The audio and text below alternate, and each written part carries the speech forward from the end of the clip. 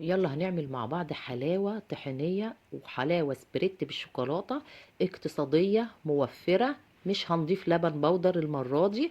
بصراحة هتطلع في منتهى الجمال. هاتي طاسة حطيها على البوتاجاز على نار هادية، نزلي عليها مع كوبايتين من الدقيق جميع الأغراض، دقيق عادي. قلبيهم لمدة دقيقتين، بعد كده نزلي الطاسة من على البوتاجاز، نزلي عليهم كوبايتين من السكر البودر او سكر مطحون اطحنيه في الكبة. قلبيهم كويس لحد الدقيق والسكر ما يبقوا حاجة واحدة، يعني ايه، قلبيهم بضمير كده. نزلي عليهم كوبايتين من الطحينة.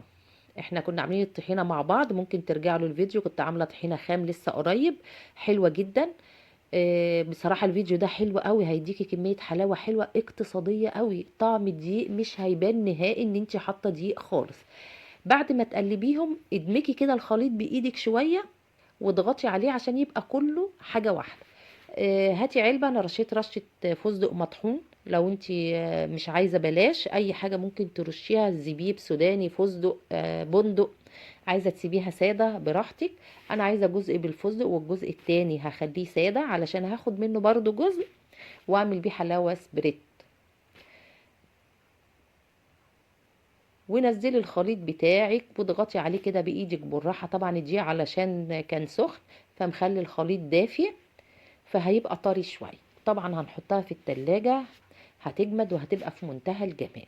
انا هوريها لكم عشان انا عايزاها لسه كده طريه او دافيه، عشان اخد منها اعمل الحلاوه الاسبريت وبعد كده ادخل كله بقى في التلاجة كده وانا بقلبها لكم. شايفين الحلاوه شكلها في منتهى الجمال، ناعمه وحلوه جدا، طعمها حلو قوي. يعني حقيقي لو ما جربتيش الفيديو ده هتخسري كتير قوي. شايفه الحلاوه شكلها عامل ازاي؟ لو دقتيها مش هتصدقي ان هي فيها دقيق نهائي. هاخد انا بقى حوالي نص كيلو من الحلاوه البيضه دي الساده، وهعمل بيها حلاوه اسبريت. شايفه قوام الحلاوه جميل قوي وفي منتهى الجمال. اما اخلص بقى ندخل التلاجة. هنزل على الجزء اللي انا خدته من الحلاوة نص كوباية من اللبن، واضربيه بقى في كبة في خلاط هاند بلندر، وهتضيفي عليهم معلقتين من الكاكاو، خام او محلى اللي موجود. شايفة القوام بتاعها جميل وفي منتهى الجمال عامل ازاي؟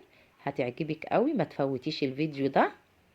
وهدينا بنصبها وبعد كده واول ما نخلص هتدخليهم التلاجة. ما تكتريش في الحلاوه السبريت، خلي تقعد معاكي حوالي اسبوع عشان اللبن، واعملي كميه حلوه تكفيكي. ولو عجبك الفيديو ما تنسيش اللايك والشير والاشتراك